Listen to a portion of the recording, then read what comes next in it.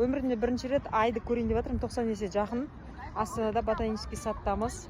Сағат емес, бір адамға 500 теңге екен. Қазір мен көрем. Мені подругам түсіретін болады. Қазір ай бар, тұра тұр.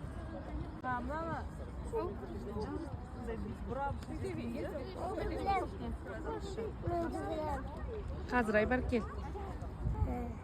Полностью көрінбей тұр да?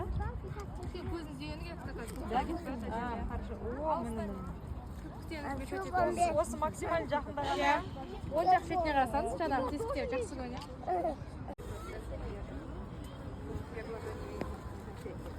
33 жасымда бірінші рет телескопты қолдану арқылы айды көрдім. Бұлай айға қарасаң көзің ауырмайды ғой, аппаратпен көрсең көзіңді ашады екен, жап-жарық екен, одан кейін тесіктері анық көрінеді екен. Бірақ оны көруде оңай емес екен. Зорға дегенде бүйтіп әйтеуір көзім жас ауырып көрдім, бір минут кетті ма, кетпеді ма білмеймін. Зато енді мен білемін, телескопты примерно елестете аламын.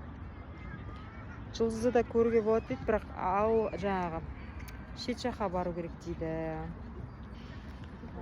Сіздер ше телескоппен көргенсіздер ме айды, жұлдызды? Пікірге жазып кетіңіздер.